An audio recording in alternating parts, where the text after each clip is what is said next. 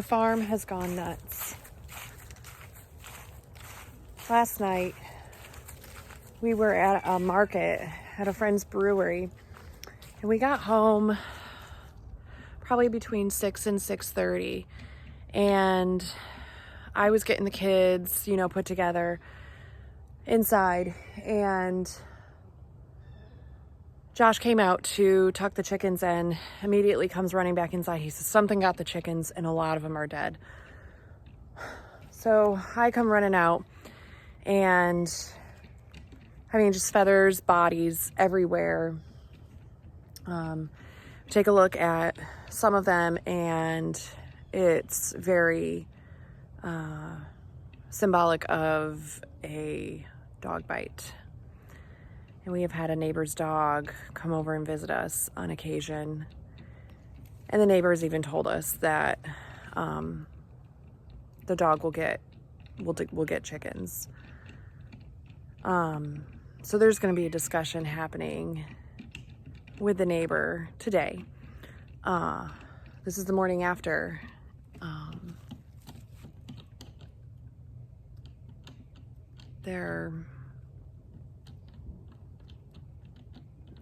The ones that are injured are just kind of hanging out right now. I have to assess those and see if it's just puncture wounds from teeth or if it's actual injuries that will just make them suffer, and then I'll just have to put them down. There's a lot missing, so we'll probably trek around in the woods here, kind of see if we can find any bodies. And our favorite rooster is gone. So we had 3. There's 1 left. So yeah, that's not good.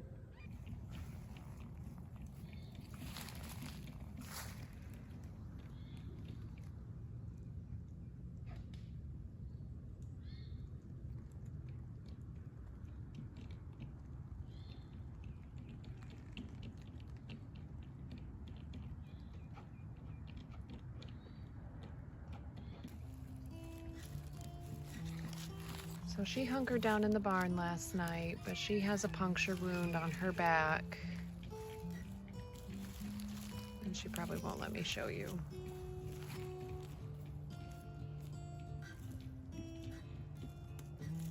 But I think she'll be okay.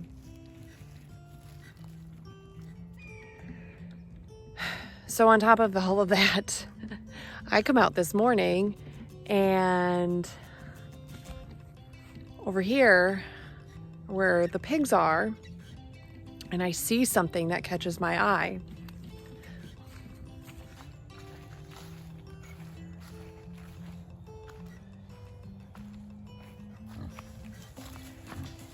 One of these things is not like the other.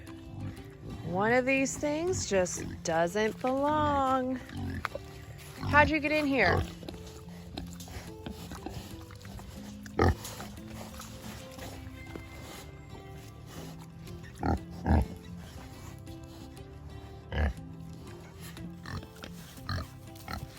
You are supposed to be over there. Thankfully, these two do not have the ability to breed because she's too young. So what I think happened is... Oh, I just walked into a spider web. Excuse the mess from setting up pig fence. What I think is that they have this little fence line right here that they share. That's it, right here. That waterer is there, and I think she hopped on it and hopped over the fence because the girl has air. Yes. So she's supposed to be with you, the rest of the ladies. she decided apparently the pig pen was greener on the other side. Thank goodness it's time to set up the electric fence and start moving them.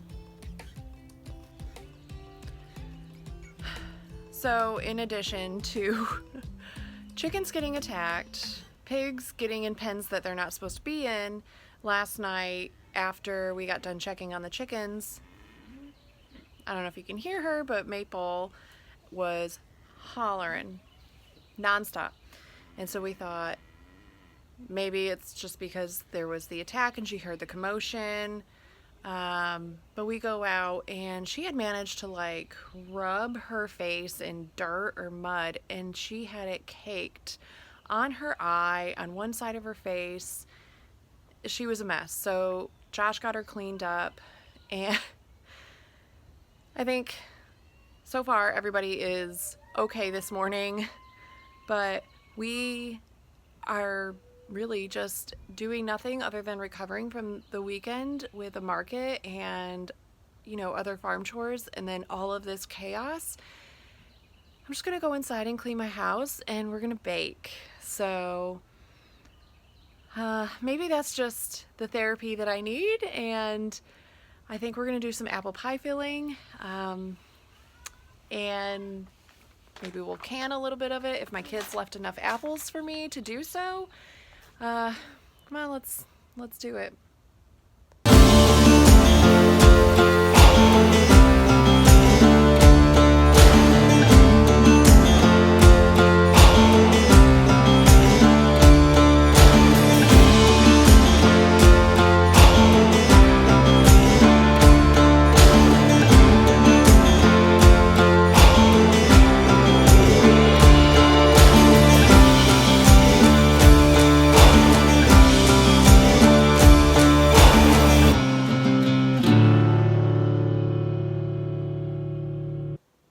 So we're back inside from all of that chaos happening out at the farm. It's best just to take care of it and then come back in and take a breath. So we are going to do some canning today. It is the week of Thanksgiving, and so I have this 20-pound box of Granny Smith apples that I got from my Azure order last week. And so because we have already bought from our local orchard, I think it was close to 80 pounds of apples, we thought we were set. And what I didn't realize was that we had canned it all into applesauce. We were living in the camper at the time, and we just did all of the applesauce on a day that Josh was home and got it done. And I wasn't thinking about apple pie filling for the holidays, because it's November and apples typically are not growing in November here. The ones that are either a low spray or a no spray, we decided to go with the next best option, and that would be to buy organic apples from Azure. Now my kids already got into this box because we've had it for a week. So I don't have 20 pounds of apples. I will can as much as I have, and we will adopt the recipe to be based on how much apples we have right now. I choose Granny Smith because they are a more tart apple and they're more firm as well. So I enjoy the tart apple being sweetened with, you know, your sugar or your brown sugar in your recipe. It creates a good balance, and the firmness of the apple kind of holds up and doesn't turn into a mush in a recipe as well. So that's just what my preference is. You can explore what you prefer as well. You may want a softer apple, you may want a sweeter apple. That's your taste, and it's not mine. So I'm gonna go ahead and I'm going to get these peeled. I hand peel these because I don't have as many apples to peel, and I'm pretty good at peeling apples pretty quickly. We had some pretty amazing apple orchards within 15 minutes of us in New York, and it was not uncommon to have bushels and bushels of apples everywhere all the time. you know, on your way home from work, you just pick up some more. And so we were constantly peeling apples. We didn't have the peeler, corer, slicer tool at the time, and so we just hand peeled all of our apples, and so that's what I'm doing today. So after peeling all of my apples, I have all of these scraps, and what I'm going to do and show you how to do is make apple cider vinegar. And apple cider vinegar is a fermented product, and I will show you how to do that, but for now I'm going to set this aside and we're going to go ahead and start chopping our apples up. So with our apples that we've already peeled, we're going to go ahead and dice them up. And I prefer to dice them because they fill the jar that we're going to can them in much easier versus the slices. They kind of get all awkward and wonky in the jar, and they create a lot of extra space, versus the diced apples don't take up, or they take up more space because they don't leave as much airspace in the jar. So I'm going to go ahead and finish dicing all of these apples up and putting them into this bowl, and then we'll go ahead to the next step with the pie filling.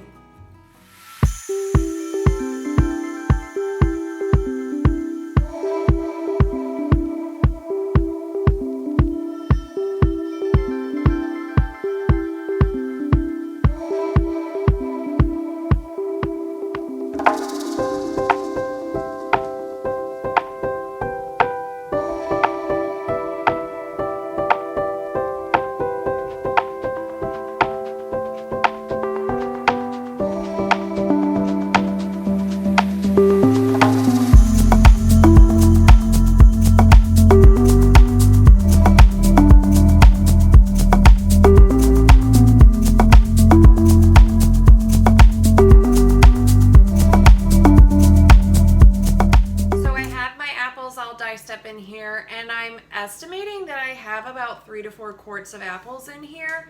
So the recipe that I'm using calls for about 6 quarts of apples, and what I'm going to do is just have that recipe for now, and then based on how it looks, if it needs more filling because I have more apples than I anticipated, then I'll just kind of add a little bit here and there. And that's generally just how I cook. I am not really great at following a recipe or writing a recipe down, because in my head it just looks different, because I call it cooking from the heart, but I guess I've just like cooked enough to know that if something is a little too dry, or it's a little too wet, or it needs more fat or salt or something like that. And just knowing what my palate likes and what my family's palate likes, and that's just how I cook. So I'm gonna go ahead and just follow the recipe the best I can for the sake of this video, and then I will kind of show you, if I have to doctor it up a little bit, how I do it. But so far I am going to stick to this recipe. So a recipe for apple pie filling calls for a clear gel type cooking substance, and it's basically just modified cornstarch. I get this off of Amazon. I will link it in the description below, but this is what I've used. I know a lot of people who use this, and it works really well. I'm gonna go ahead and start off by adding 3 cups of water in my saucepan, and I'm going to go ahead and get this heated up. I'll probably do like medium high. And then I have some cane sugar,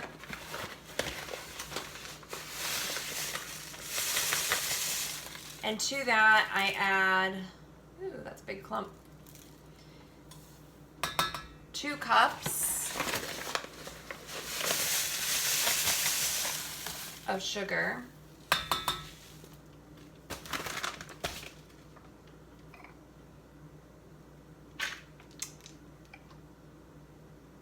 I'm then going to add half a teaspoon of salt. We use Redmond salt, and then I'm gonna add cinnamon.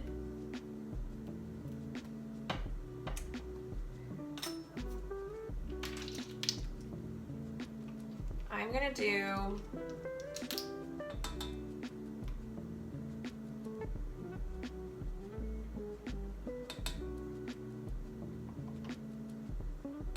one teaspoon of cinnamon,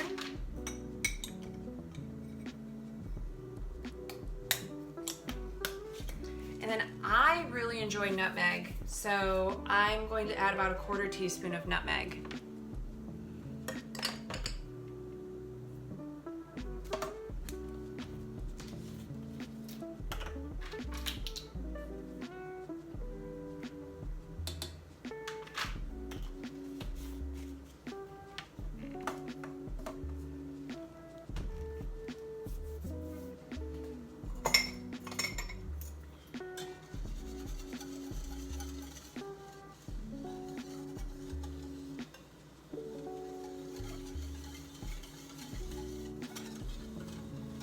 Now I'm going to keep an eye on this, but I want it to come to a boil.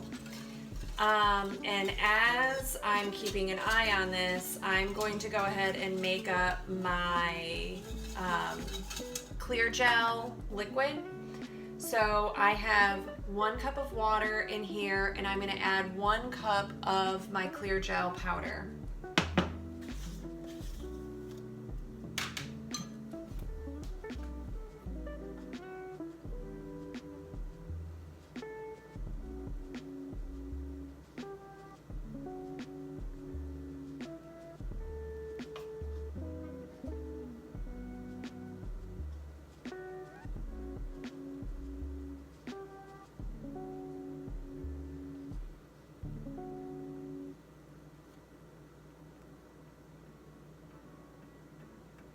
So your clear gel is your thickener.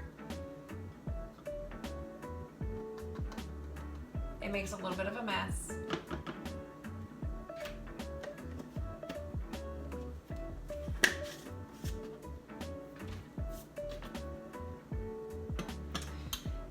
And so what this does when it gets added to the heat of the boiling water, it's going to thicken up very quickly. And as soon as it starts thickening, you're going to take your pot off of the burner and then just continue to mix it. And that's when you're then going to add all of that mixture to your diced apples. And then you're going to toss your apples in that mixture, and then we're going to go ahead and get it canned up.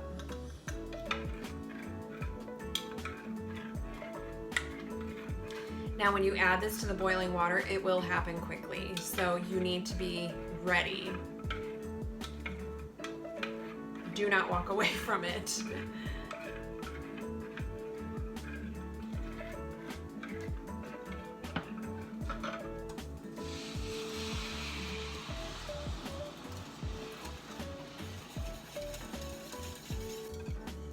So while I'm waiting for this to boil, you may be wondering why I'm doing all of this work to only make 3 or 4 quarts of pie filling.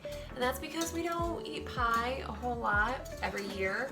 We do try to minimize our sugar intake, but because we enjoy a treat or two, especially around the holidays, I like to have some pie filling ready to go. And pie filling doesn't have to be necessarily for pies. You can mix in a quart of pie filling with an oatmeal and do a nice baked oatmeal that way. You can do it for a cobbler recipe. It doesn't have to be just for pie. But life is about balance, and because we can't control all the sugar that we intake, we just prefer to control the form of the sugar that we intake. And so knowing that this is cooked from home, even though it is a sugary food, we will allow some balance in our life. And I just tell myself that, you know what, if we're gonna have pie 3 or 4 times a year around the holidays or as a special treat, it's better than going out and getting fast food that's fried in seed oils or you know, artificially dyed foods and candies. And then just in general, baking pies are, you know, a really great family memory that we have. My kids really enjoy stirring the pumpkin pie filling and rolling out pie crust for the holidays. So these are just special memories. And I mean, what is Thanksgiving and Christmas without a pie?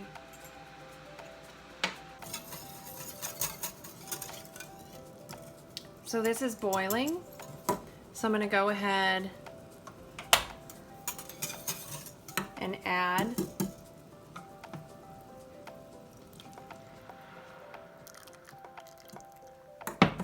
my clear gel, and you will see soon that it will start thickening up.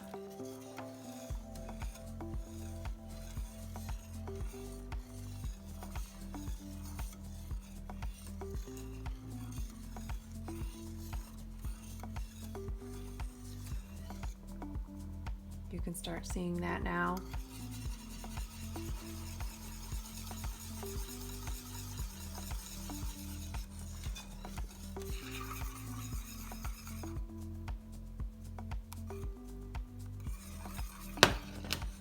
All right, so I'm going to take this off the heat.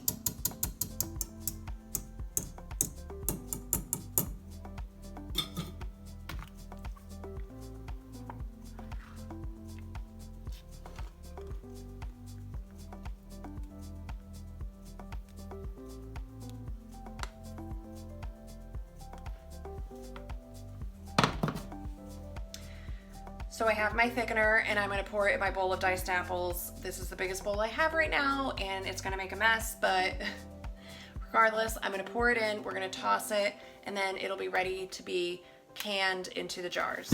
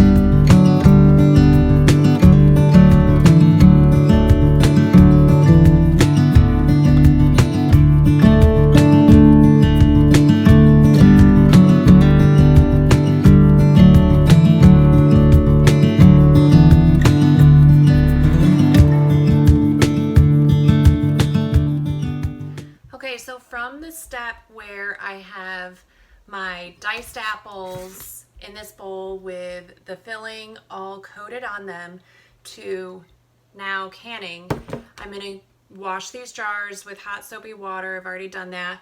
I have my canning lids and rings, and I have a funnel and a debubbler. So because this is so thick, you're going to make sure that you use this to kind of scrape down the sides of the jars and get it pressed in so that you have enough in there and it's not you know, at the end of your canning, just half a quart jar of pie filling. You're going to want to leave 1.5 inch head space because the apples will eventually expand with sitting in the jars. You want to give yourself enough head space for that. The pie filling is best enjoyed a few weeks after you can it. So it's going to sit in these jars, it's going to marinate and, you know, get the flavors all very happy and developed. I realize that it is Thanksgiving week. We will still use the pie filling because it's still that good. My family will not complain, but they will mention that in a couple weeks or around Christmas time when we have apple pie out of one of these, that it tastes a little better. So I'm going to go ahead and start ladling these into these jars, and I have my pot of water on the stove getting ready to boil. You're going to want to water bath can these for 20 minutes for quart jars, and then once they're out of the canner, let them rest for the rest of the day or overnight, depending on when you're doing this. And once your lids are sealed, then I take my rings off to check my seal. I always look around the edge if there's a dent or a ding, because sometimes even though they seal and there's, you know, a little nick on the lid, it's not a guaranteed seal, and it is just kind of on there by, you know, a hope and a prayer. So let's get these canned up in the jars.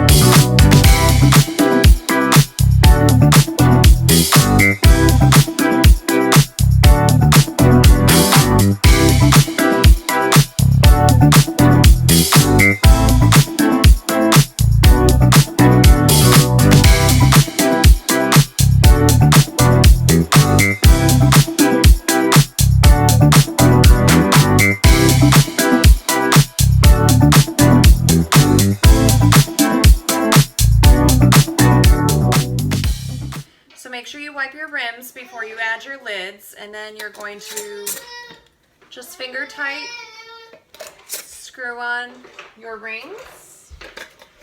My water is starting to warm up. You don't want it boiling right away.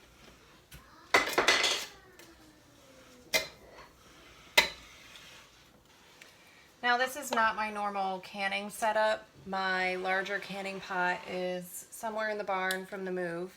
But this is going to do, I just put some rings, canning rings on the bottom of it so that my jars are lifted off the bottom of the pot.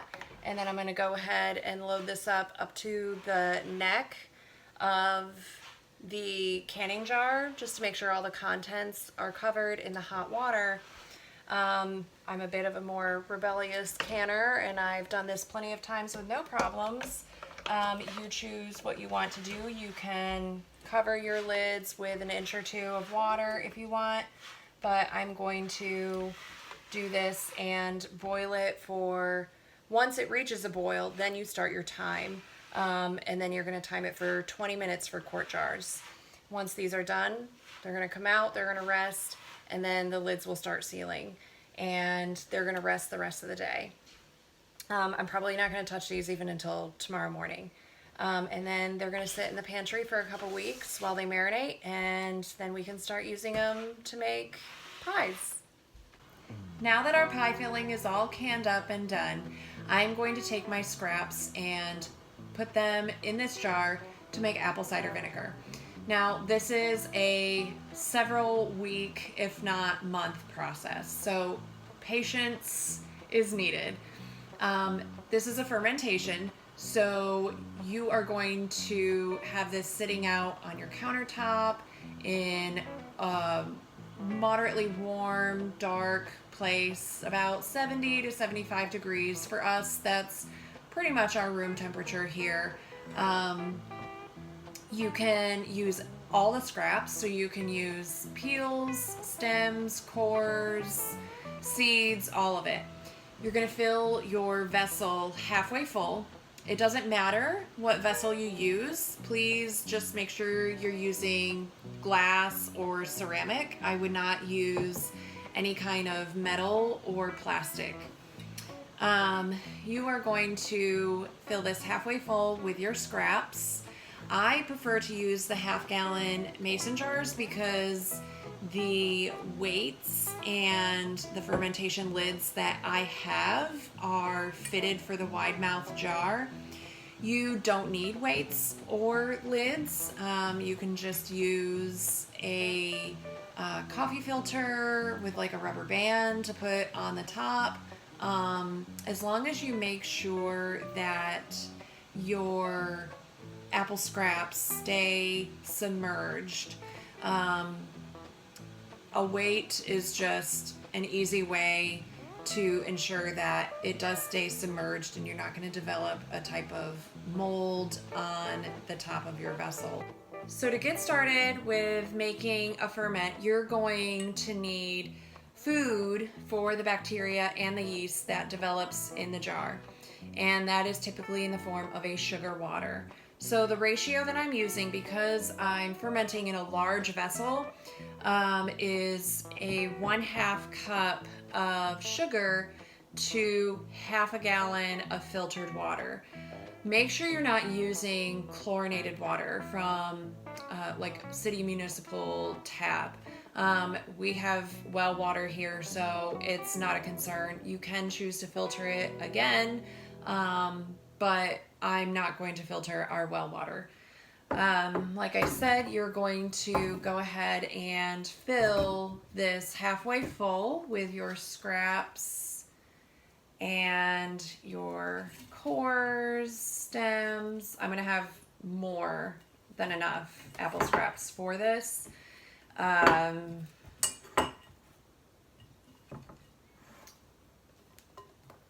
The rest of my scraps can just go to the pigs. So I've got about half a jar of scraps. My cores are making a lot of airspace down there, so I'm just gonna push them in there. So we've got about half a jar full, and what you're going to do is take your sugar water and fill it up.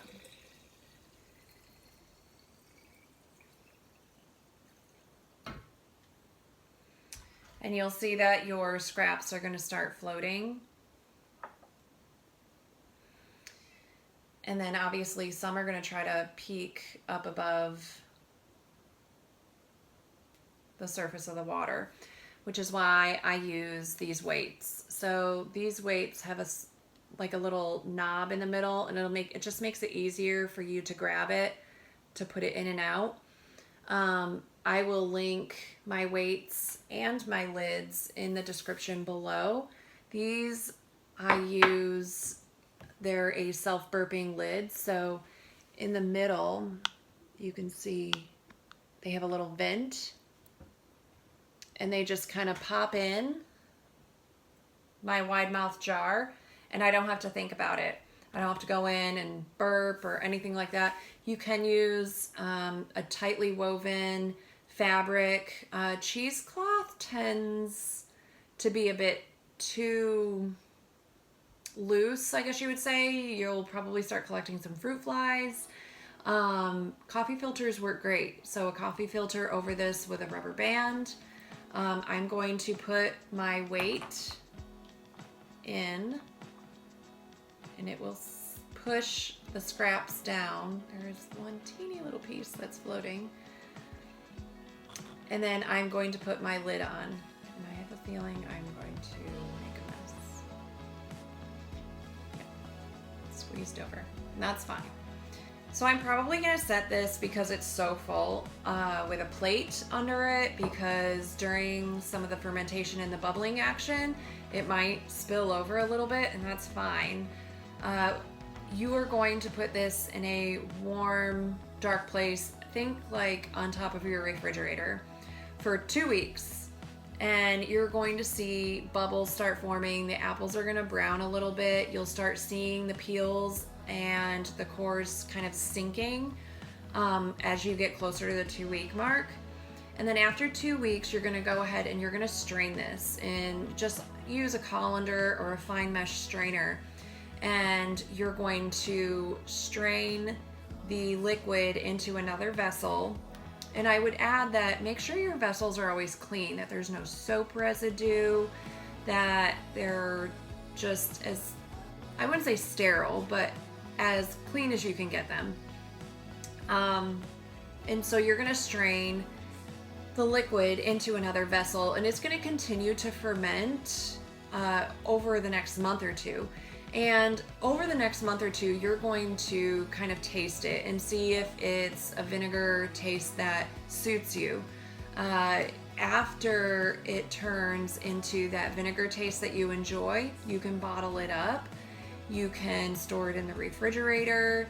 You can continue to keep it at room temperature. This apple cider vinegar that is naturally fermented like this can probably last up to 5 years sealed in a cool, dark place. So this is a wonderful thing to do with your scraps and your cores. And after I'm done fermenting and I strain all these cores and these peels out, I'm gonna give that to the pigs, because that is something that is gonna help their gut, and they just absolutely love it. And what you can do if you want to, and if you want to kind of speed up the process, especially if your air temperature in your home is a bit cooler, is you can take a few kind of glugs of an apple cider vinegar that you either had from before if you fermented, or from the store. And if you use one from the store, make sure it contains the mother. You can just kind of put a few glugs in this to kind of speed up the start of the fermentation process. So other than that, if you have any questions about the fermentation of the apple cider vinegar, I know I kind of went through it really quickly. This is a bit of a crash course. Please message me or comment in the space below here on this video. I will be happy to answer any questions. You can always visit us on our website at wildandwovenfarm.com, and there is a contact form on there as well. So that's it for today. We have our apple pie filling and our apple cider vinegar starting to ferment. I hope that everybody has a wonderful Thanksgiving. I know that I am extremely grateful for all of you out there supporting our channel, and I hope that you have a wonderful meal surrounded by friends and family. And until next time.